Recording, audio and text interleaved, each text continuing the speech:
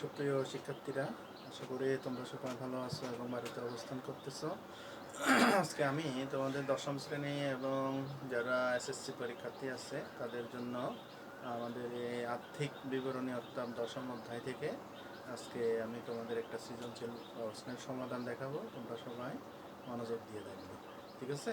তোমরা সবাই এই টেক্সট বইটা নাও, টেক্সট বইটা হাতে নাও। দেখো, আজকে আমরা আমাদের ক্লাসে আমরা 6 নং প্রশ্নের অর্থাৎ সৃজনশীল প্রশ্নের সমাধান দেখিয়েছি। আজকে আমরা 7 নং প্রশ্নের সমাধান করব। কি আছে দেখো, প্রথমে আছে নিষ্ঠা ট্রেডার্সের 2017 সালের 31 ডিসেম্বর তারিখে রেয়া মিল ও অন্যান্য তথ্য নিম্নরূপ। এখানে একটা রেয়া মিল দেওয়া আছে এবং এরপরে অন্যান্য মানে সমন্বয় সমূহ দেওয়া আছে। দেখো, ক্রয় ও বিক্রয়, এটা আমরা সবাই জানি। ক্রয় ও বিক্রয় কোথায় যাবে? বিশদায় বিবরণীতে যাবে। কেমন? পরিবহন মানে ক্রয় পরিবহন, এটা প্রত্যক্ষ খরচ। বিক্রিত পণ্যে ব্যয়, বেতন ও ভাতা, এটা কোথায় যাবে? এটা পরিচালন ব্যয়ে যাবে। কর ও অবিকর, এটা কোথায় যাবে? এটাও পরিচালন ব্যয়ে বিশদায় বিবরণীতে যাবে। দস্তরি, দস্তরি মানে হচ্ছে কমিশন, ঠিক আছে? ডেবিট যেটা আছে এটা খরচ, ক্রেডিট যেটা আছে ওইটা আয়। তাহলে ডেবিটটা যাবে পরিচালন ব্যয়, আর ক্রেডিট যেটা আয় আছে এটা অন্যান্য আয় দেখাতে হবে। স্টেশনারি মানে হচ্ছে মণিহারি, মণিহারি কোথায় যাবে? পরিচালন ব্যয়ে যাবে। এবার বন্দর চার্জ বা ডক চার্জ, এটা কোথায় যাবে? এটা বিক্রিত পণ্যের ব্যয়ে যাবে, এটা প্রত্যক্ষ খরচ। ইজারা ভাড়া ও প্রাপ্ত লভ্যাংশ, ইজারা ভাড়া এটা কোথায় যাবে? পরিচালন ব্যয়ে দেখাতে হবে, আর প্রাপ্ত লভ্যাংশ এটা পরিচালনায় দেখাবো আমরা, ঠিক আছে? প্রদত্ত ভাতা এটা কোথায় যাবে? এটা পরিচালন ব্যয়। আর প্রাপ্ত ভাতা এটা কোথায় যাবে? এটা হচ্ছে পরিচালনায় যাবে। মজুত পণ্য 1/1/2017, তার মানে এটা প্রারম্ভিক মজুত পণ্য, এটা বিক্রিত পণ্যের ব্যয়ে দেখাতে হবে। এবারে আসি সমন্বয়ে আমাদের কি বলা আছে দেখো, অবিকৃত পণ্যের মূল্যায়ন করা হয়েছে 1,30,000 টাকা, অর্থাৎ সমাপনী মজুত পণ্য এটা চলতি সম্পদ।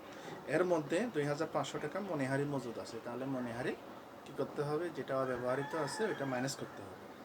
ধারে বিক্রয়, বিক্রয়ের সাথে যোগ করব এবং এটা কি হবে? দেনাদারের সাথে যোগ করতে হবে। তারপরে ক্রয়, যেটা হিসাবভুক্ত হয়নি, তাহলে এটা কি করব? ক্রয়ের সাথে যোগ করব এবং বিবিধ পাওনাদার অর্থাৎ দায়ী আমরা দেখাবো। 3, কর বাবদ এত টাকা বকেয়া আছে, এই যে করের সাথে যোগ করে দেব। বকেয়া যে করটা আসবে এটা খরচের বকেয়া চলতি দায়ে দেখাতে হবে। এবং পক্ষান্তরে বলছে অবিকর, আচ্ছা কর এবং অবিকর একসাথে আছে, সুতরাং আমরা এই করের সাথে কর ও অবিকরের সাথে দুইটাই সমন্বয় করতে হবে। পক্ষান্তরে অবিকর এত টাকা অগ্রিম, অগ্রিম হলে কি হবে? তাহলে মাইনাস করে দেব। যেহেতু অগ্রিম খরচ, তার মানে অগ্রিম অবিকর এটা হচ্ছে চলতি সম্পদ। ক নং প্রশ্ন কি আছে দেখো, বলছে উপরিউক্ত তথ্য হতে নিজ চলতি সম্পদের পরিমাণ নির্ণয় করতে হবে আমাদের। কেমন? তাহলে চলতি সম্পদের পরিমাণ, রেয়া মিলের মধ্যে কি আছে দেখো, ক্রয় বেতন এত ইজারা, রেয়া মিলের মধ্যে আমাদের একটাও কি নেই? চলতি সম্পদ নেই, সুতরাং সমন্বয়ে যেতে হবে। তাহলে আমরা আজকে করব কত? সৃজনশীল সৃজনশীল কত প্রশ্ন 7 এর সমাধান, ঠিক আছে? প্রথমেই কতে আসি, কথে বলা আছে আমাদের কি নেট চলতি সম্পদের পরিমাণ নির্ণয়। তাহলে আমরা লিখব নেট চলতি সম্পদের পরিমাণ নির্ণয়। তাহলে সব করে নিতে পারি চাইলে, কোনো অসুবিধা নেই। সবটা করে নিলাম। সবটা করলে সুবিধা হচ্ছে, দেখতে একটু সুন্দর হয়, অর্থাৎ উপস্থাপনাটা সুন্দর হয়। তাহলে এখানে কি লিখবো? আমরা বিবরণ লিখবো, টাকা এবং ঠিক আছে? যেহেতু আমাদের রেয়া মিলে একটিও চলতি সম্পদ নেই, সমন্বয়ে আছি। এই যে অবিকৃত পণ্যের মূল্য মানে সমাপনী মজুত পণ্য, তাহলে আমরা এখানে কি লিখবো? সমাপনী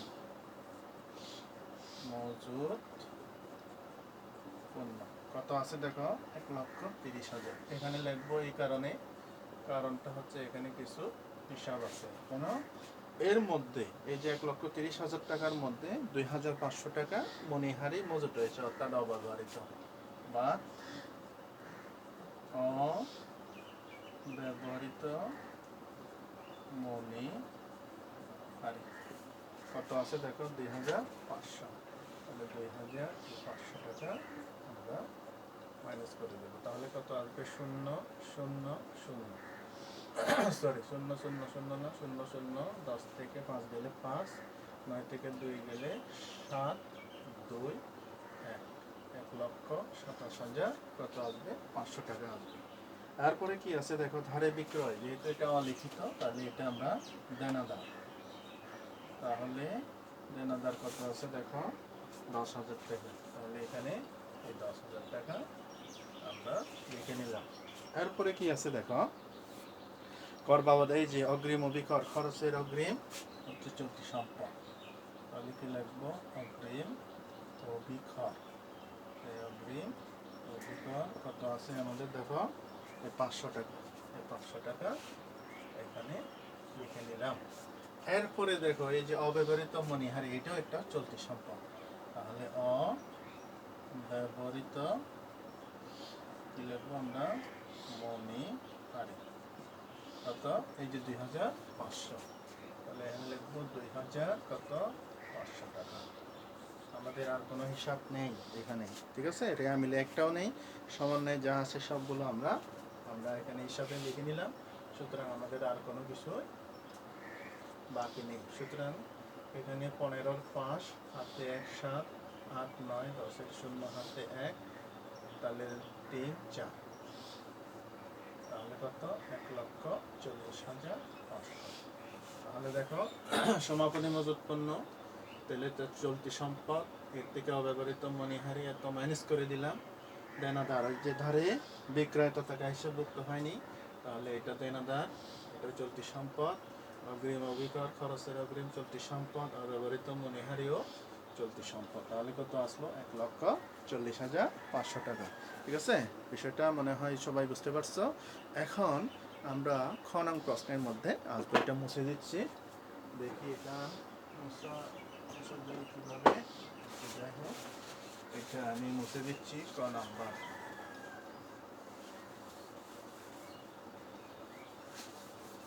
এটা মুছে দেওয়া হলো। এখন আমরা খ নং প্রশ্নের মধ্যে যাব। খ নং প্রশ্নের মধ্যে কি বলা আছে, প্রশ্নটা একটু তোমরা সবাই দেখে নাও, ঠিক আছে? কি বলা আছে দেখো, এখানে বলছে যে বিশদায় বিবরণীর সাহায্যে মোট মুনাফা নির্ণয় করতে হবে। তাহলে বিশদায় বিবরণের সাহায্যে আমরা কি বলবো? মোট মুনাফা। তাহলে আমাদের বিক্রয় থেকে শুরু করতে হবে, অর্থাৎ নেট বিক্রয়। তাহলে আমরা প্রথমে নিষ্ঠা ট্রেডার্স, এটা খ নাম লিখে নিচ্ছি আমি। এখানে কি লিখবো? নিষ্ঠা ট্রেডার্স, নিষ্ঠা ট্রেডার্স। তাহলে এখানে লিখবো বিশদ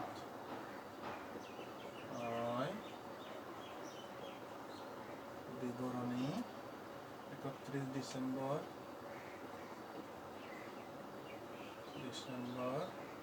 2017 সমাপ্ত বছরের জন্য। এখন সপ্তাহ আমরা এখানে নেব, এখানে জায়গা তো বানানোর জন্য আমি এই কাজটা করি। এভাবে নিয়ে নিলাম। তাহলে টাকার ঘর কয়টা থাকবে? 3টা, 1টা 2টা। তাহলে এখানে কি লিখবো আমরা? এখানে লিখবো বিবরণ, তারপরে লিখবো কি? টাকা টাকা টাকা। ঠিক আছে, এখন আসছে প্রথমে কি বলছে, আমি নিট বিক্রয় থেকে শুরু করতে হবে। এই যে রেয়া মিলের মধ্যে আমাদের বিক্রয় আছে, তাহলে যেহেতু এখানে কি আছে? ধারে বিক্রয়, তাহলে এটাও কিন্তু আমাদের হিসাবের মধ্যে আনতে হবে। তাহলে বিক্রয়, বিক্রয় কত আছে? 3,15,700, 3,15,700। এই যে বিক্রয় 3,15,700। তারপরে এখানে কোনো ফেরত নেই, সুতরাং আমাদের এখানে ধারে বিক্রয় যেটা আছে যোগ অলিখিত, অলিখিত আছে দেখো, লিখিত বিক্রয় আছে 10,000, তাহলে 10,000 টাকা কি করে দিলাম, যোগ করে দিলাম। তাহলে নিট বিক্রয় কত আসলো, 0,0,7, 5, 2, 3,25,700, এটা হচ্ছে নিট বিক্রয়। ঠিক আছে, এরপরে বাদ আমরা কি লিখবো, বাদ বিক্রিত পণ্যের ব্যয়। ঠিক আছে, বিক্রিত পণ্যের ব্যয়টা আমরা বের করবো। এখন প্রথমে আসবো আমরা প্রারম্ভিক মজুত পণ্য। প্রারম্ভিক মজুত পণ্য আমাদের কত আছে দেখো, এই যে 30,000 টাকা। তাহলে আমরা লিখবো 30,000 টাকা। ঠিক আছে, এরপরে আমাদের কি আছে, ক্রয় আছে দেখো, ক্রয়টা কত আছে, 2,50,000। তাহলে প্রথম টাকা ঘরে লিখবো, কেন এখানে আরো হিসাব আছে, যোগ অলিখিত ক্রয় একটা আছে আমাদের, কত অলিখিত ক্রয় কত আছে দেখো, এই যে 5,000 টাকা। তাহলে এই 5,000 টাকা যোগ করে দিলাম, তাহলে কত আসলো, 2,55,000 টাকা। ঠিক আছে, এখন আসি, এরপরে দেখো আরো কি আছে, পরিবহন। পরিবহন হচ্ছে আমাদের কি, ক্রয় পরিবহন, যেটাকে আমরা প্রত্যক্ষ খরচ বলে থাকি, 15,000 টাকা। এটা প্রত্যক্ষ খরচ, 15,000 টাকা। বেতন, কর, অভিজ্ঞতা, দস্তুরি, স্টেশনারি, বন্দর চার্জ একটা আছে। তাহলে এখানে কি লিখবো, বন্দর চার্জ বা ডক চার্জ কত আছে দেখো, 12,000 টাকা।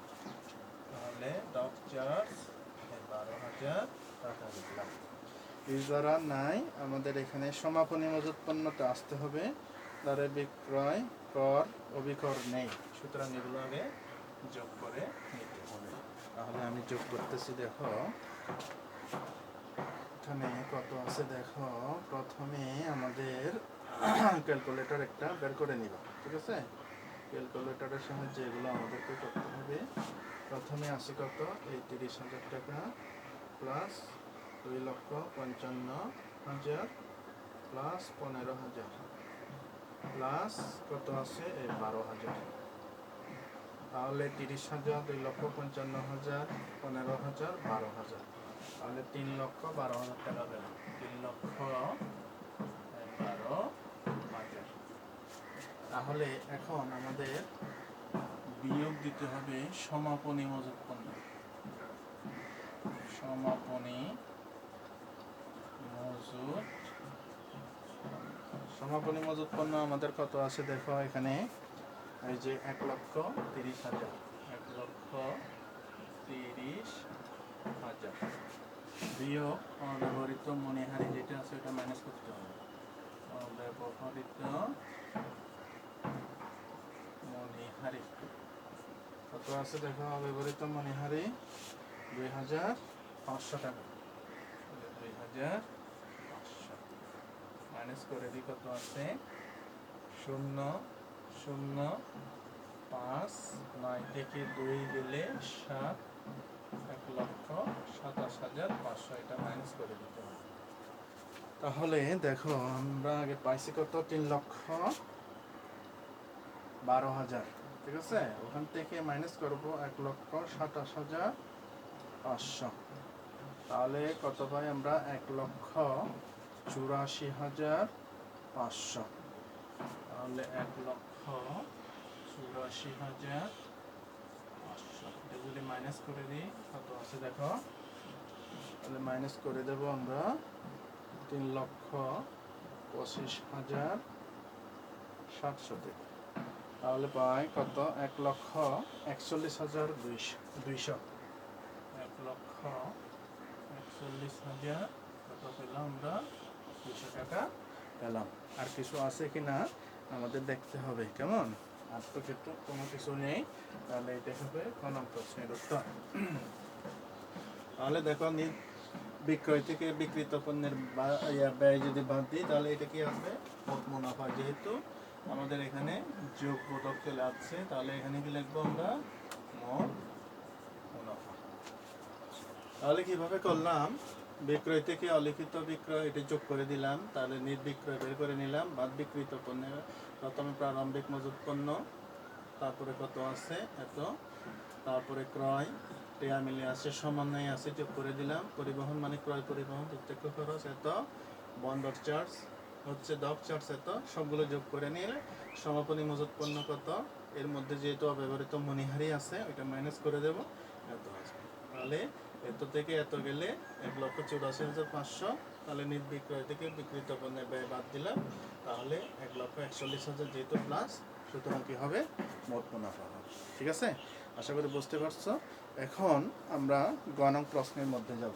এটা মুছে দিচ্ছি আমি, এটা একই হবে, সেম সব, সুতরাং আমি এটা এভাবে মুছতেছি।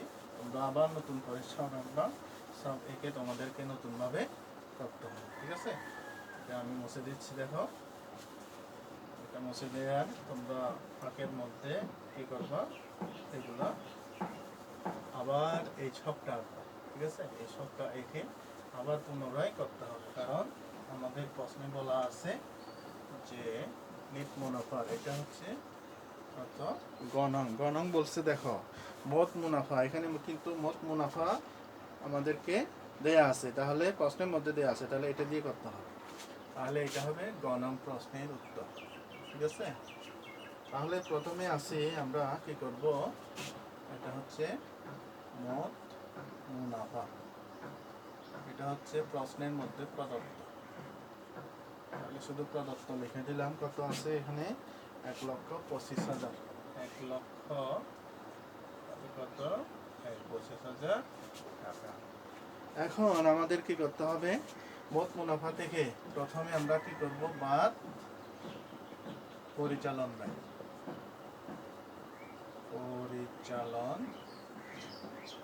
পরিচালন ব্যয় কি আছে? দেখো, এখানে বেতন ও ভাতা আছে। কেমন? তাহলে বেতন ও ভাতা লিখতে হবে। বেতন ও ভাতা কত টাকা আছে? দেখো, 30,000 টাকা। তাহলে এই 30,000 টাকা আমি লিখে নিলাম। তারপরে কি আছে? দেখো, কর ও অভিখর, এটাও হচ্ছে পরিচালন ব্যয়। কর ও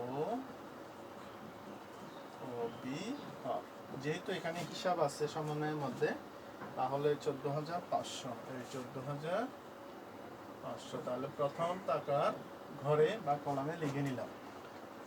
কেন?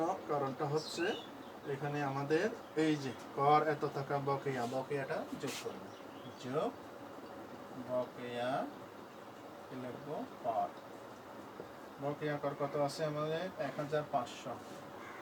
1,500 0,0,0,4,5,6 16,000 কত? 500। এরপরে দেখো, এখানে আবার বলছে পক্ষান্তরে অভিকর 500 টাকা অগ্রিম। বাদ কি লিখবো আমরা? অগ্রিম অভিকর। অগ্রিম অভিকর কত আছে? 500 টাকা।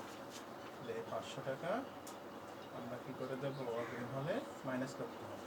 0,0,5,1,5 15,500। 10 তরি মানে কমিশন। ডেবিট একটা আছে, ক্রেডিট একটা আছে। ডেবিটটা হচ্ছে পরিচালন ব্যয়। 10 তরি কত আছে আমাদের? ডেবিটটা লিখবো 7,500। 7,000 কত? 500। তারপরে স্টেশনারি মানে মণিহারি, তাহলে স্টেশনারি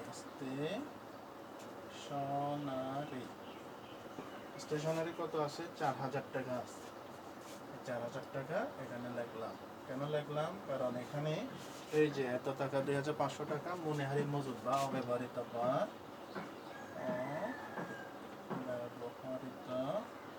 মণিহারি বা স্টেশনারি। কেমন? কত আছে? অব্যবহৃত মণিহারি 2,500। 2,500 তাহলে কত পাবো আমরা? 0,0,5,1,1,500 টাকা। ডক চার্জ ইজারা ভাড়া, তাহলে ইজারা ভাড়া এটাও পরিচালন ব্যয়। ইজারা ভাড়া কত আছে দেখো, ডেবিটটা 6,500 টাকা, 6,500 টাকা লিখে নিলাম। এরপরে দেখো প্রাপ্ত বার্তা প্রদত্ত, প্রদত্তটা হচ্ছে পরিচালন, প্রাপ্তটা হচ্ছে অন্যান্য আয়। প্রদত্ত বার্তা, তাহলে প্রদত্ত বার্তা কত আছে দেখো, প্রদত্ত বার্তা আছে 7,000, এই 7,000 টাকা লিখে নিলাম। এরপরে মজুদ পণ্য, এটা আসবে না। অব্যবহৃত মণিহারি আমরা লিখে নিছি, ধারে ক্রয় কর, তারপরে অভিকর ইত্যাদি লেখা হয়ে গেছে। আর কোনো কিছু আপাতত পরিচালন ব্যয় দেখতেছি না। তাহলে আমরা এগুলো কি করব, এখন সবগুলো যোগ করব। তাহলে তোমরা ক্যালকুলেটর নাও, ক্যালকুলেটর নিয়ে হিসাব করে থাকো। দেখো পরিচালন ব্যয়গুলো আমি হিসাব করতেছি, কত আছে 30,000 টাকা, কেমন, যোগ 15,500 প্লাস 7,500 প্লাস 1,500 প্লাস 6,500 প্লাস 7,000, তাহলে 30,000, 15,500, 7,500, 1,500, তারপরে হচ্ছে 6,500, 7,000, 68,000। 68,000 টাকা পরিচালন ব্যয় পেয়ে গেছি আমরা। মাইনাস করে দিই ওখান থেকে, কত আছে দেখো 1,25,000 টাকা থেকে 57,000 টাকা। 57,000 টাকা কি হবে, যেহেতু প্লাস, এটা হচ্ছে পরিচালন আয়।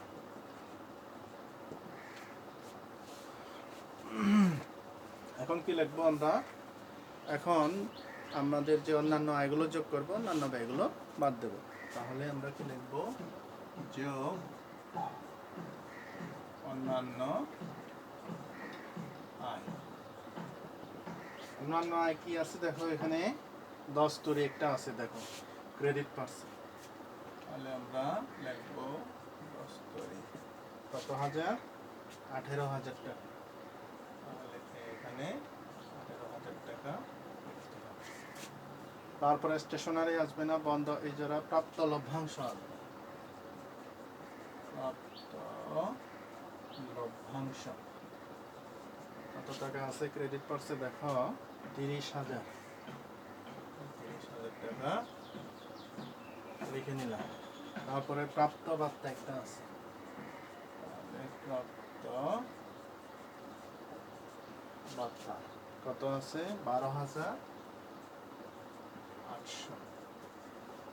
আর কোনো কিছু আছে কিনা আমাদেরকে দেখতে হবে। 10 তরি, এরপরে দাঁড়ে বিক্রয় কর, অভিকর, আর কোনো কিছু দেখতেছি না।